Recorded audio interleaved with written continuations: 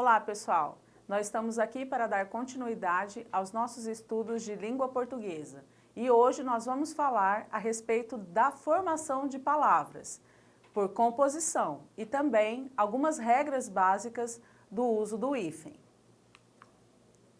Palavra puxa palavra. Eu convido vocês a lerem junto comigo essa tirinha. Sabia que o beija-flor bate a asa 70 vezes por segundo? Não sou incrível? Não. Incrível é quem contou. Observe que a tirinha apresenta um diálogo entre o beija-flor e o rato. E nós vamos começar a nossa aula de hoje analisando o nome desse pássaro, que com certeza vocês já o conhecem. Esse pássaro chama-se beija-flor. O nome é composto pelo verbo beijar e pelo substantivo flor. Então, nós temos a composição beija mais flor. As duas palavras juntas formam o nome desse pássaro, que se alimenta do néctar das flores.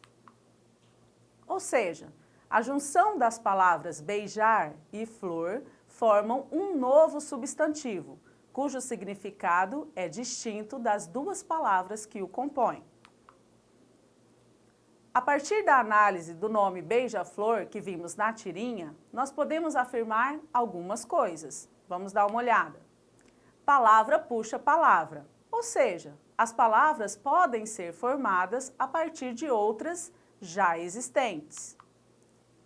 Os vocábulos que compõem o léxico da língua, ou seja, as palavras que compõem a língua portuguesa, são formadas principalmente por dois processos morfológicos.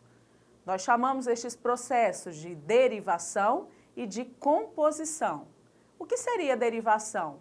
Existe uma palavra que nós dizemos que ela é primitiva e esta palavra pode dar origem a outras palavras, que são as derivadas. Por exemplo, a palavra pedra é primitiva e a palavra pedreiro é uma palavra derivada desta que já existia. O mesmo acontece com a palavra feliz, que é a palavra primitiva, mas a partir dessa palavra podemos formar uma nova, a palavra infelizmente, que é derivada. Este é um tipo de processo. E nós temos um outro processo chamado de composição, onde nós vamos pegar duas palavras já existentes, juntar essas duas palavras e formar um novo vocábulo, uma nova palavra. E a esse processo nós chamamos de composição. Observa aí, guarda-chuva, formado pela palavra guarda e chuva. Palavra girassol, gira mais sol. E atenção! Na aula de hoje, nós trataremos exclusivamente dos processos por composição. O que seria a composição? Composição é um processo pelo qual há a união de dois ou mais radicais, ou seja, de duas ou mais palavras, possibilitando a formação de uma nova, de um novo termo. É importante observar que, quando esse processo ocorre, a palavra resultante tem significado diferente do significado de cada um dos radicais que a compõem. Foi o que aconteceu com a palavra beija-flor. Beijar é uma coisa, tem um significado, flor é um outro substantivo, tem o seu significado próprio, e quando a gente junta as duas, nós temos o nome de um pássaro, ok? E aí nós temos uma palavra nova sendo formada. De acordo com o modo como acontece essa junção dos elementos dessas duas palavras, nós temos uma nova classificação. Essa composição, ela pode ser denominada aglutinação ou justaposição. Vamos ver cada uma delas. A composição por aglutinação. Os vocábulos componentes unem-se com a combinação de dois ou mais radicais, com alteração na forma fonológica.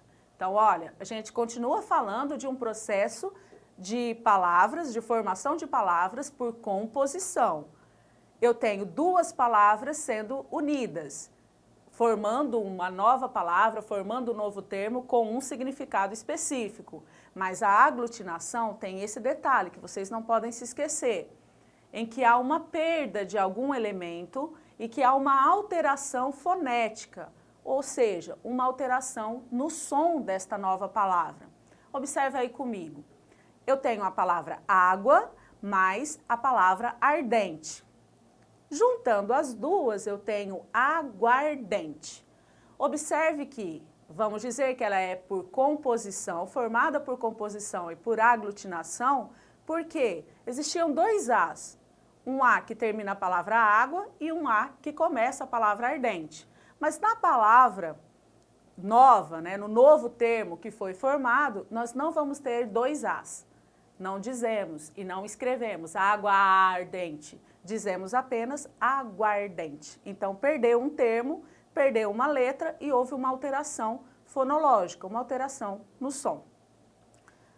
Dá uma olhadinha nessa segunda palavra, plano mais alto. Eu tenho uma palavra, plano, junto com outra palavra, alto. Quando nós juntamos as duas, nós formamos uma nova palavra, um novo termo, planalto. Veja que nesta formação houve a perda de um elemento, nós perdemos uma letra e isso vai ter uma implicação no som. Na palavra plano, nós perdemos a letra O e juntamos com o alto. Então, houve uma alteração e por isso chamamos esse processo de composição por aglutinação, porque houve essa perda. E nós temos uma nova palavra que é planalto. O outro termo que está aí no exemplo para vocês é uma palavra bem interessante, porque ela é formada por mais de duas palavras, Então, de três termos, eu tenho em, mais boa, mais hora. E aí nós formamos uma nova palavra, um novo termo, que é embora. Veja que aqui as alterações elas foram mais profundas que as palavras anteriores. Por quê? Nós perdemos dois elementos. Nós perdemos o A, de boa, e nós perdemos o H, de hora. E juntamos aí, dois Os, ficou um só. Então, veja que essa palavra também é uma palavra formada por composição, porque juntamos mais de uma palavra para formar uma nova. E é por aglutinação, porque houve uma perda de alguns elementos e, consequentemente, um prejuízo lá no som. Houve uma diferença no som desta nova palavra. E agora a gente vai falar do outro processo, que é a composição por justaposição. Dá uma olhadinha nessa palavra, justaposição. Justa mais posição. Juntou as duas, nós temos um novo termo com um novo significado. Isso quer dizer que a própria palavra justaposição é formada por um processo de justaposição. Isso é para vocês não se esquecerem. Ao contrário do processo de aglutinação, as palavras aqui, elas mantêm a sua autonomia fonética e gráfica, ou seja, elas não sofrem nenhuma modificação. Então, quando juntamos duas palavras ou mais para formar um novo vocábulo e que não há nenhuma modificação, não perdem letras, não altera o som, a gente diz que essa composição é por justaposição. Exemplos. A palavra manda mais chuva. Formou um novo vocábulo, manda-chuva. A palavra passa mais tempo. Formando a palavra passa-tempo. A palavra guarda mais roupa. Formando a palavra guarda-roupa. Cachorro mais quente. Formando uma nova palavra, um novo significado, que é cachorro-quente.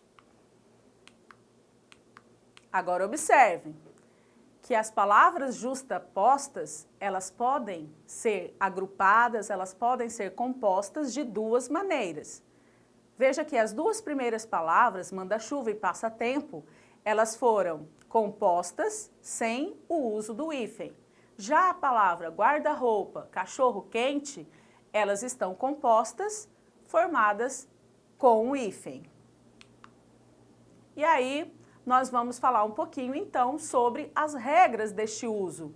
Porque, é claro, se algumas palavras eu posso usar e outras não, isso pode causar alguma confusão na hora de escrever. Então, por isso, as regras nos ajudam a fazer o melhor uso do hífen. O hífen pode, então, ser usado nas palavras compostas por justaposição sem elementos de ligação, cujos elementos formam uma unidade com um significado próprio. Então, observem aí que nós temos dois grupos, exemplos de palavras com hífen e exemplos de palavras sem hífen. Segunda-feira, arco-íris, decreto-lei, ano-luz. Observem que não há nenhum elemento de ligação, são as duas palavras justapostas, sem vogal, sem preposição, formando aí uma nova palavra. Já os exemplos sem o hífen, fim de semana, dia a dia, sala de jantar, cão de guarda, cor de vinho, café com leite. Observe que essas palavras, elas são formadas também por uma justaposição, mas elas têm a presença de preposição. Outra regrinha, para nome de lugares. Então, há lugares que que iniciam-se com grão, ou que sejam ligadas por artigos. Neste caso, você deve usar o hífen. Por exemplo, Grã-Bretanha, Grão-Pará, Baía de Todos os Santos. Para espécies botânicas e zoológicas, nós também usamos hífen. Amor perfeito, tamanduá-bandeira, pimenta do reino.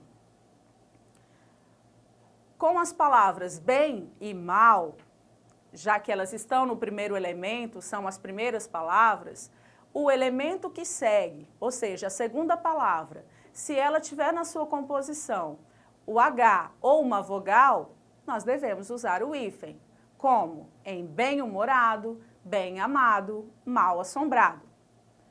Além, a quem, recém e sem, também devem ser utilizados com o hífen. Além fronteira, a queimar, recém-casado e sem teto.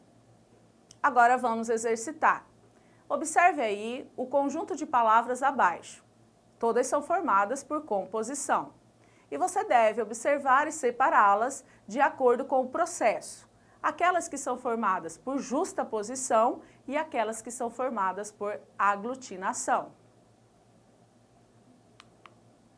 Como resposta, nós teremos uma formação por aglutinação de aguardente, planalto e pernilongo.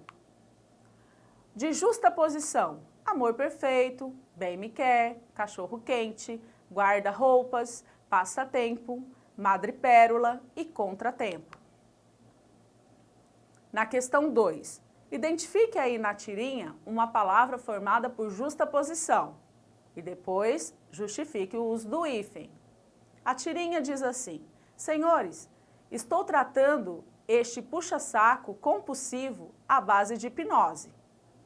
Ele agora se encontra em sono profundo e nada o despertará, exceto a sua necessidade de desmoralizar a psiquiatria. A palavra é puxa-saco, formada por justaposição, porque é a junção de duas palavras que não tiveram perda de elementos gráficos e nem fonéticos. Usa-se hífen, pois não há elemento de ligação e está formando um novo sentido. Recapitulando, as palavras podem ser formadas de diversas formas, dentre elas, por um processo de composição em que juntamos duas palavras existentes para atribuir um novo significado. A esse processo chamamos de aglutinação ou justaposição. Os vocábulos formados por justaposição podem se apresentar com ou sem hífen. Os que têm hífen respeitam algumas regras de uso. E por hoje é só, ficamos por aqui e convido vocês a visitarem a plataforma e se exercitarem mais. Muito obrigada!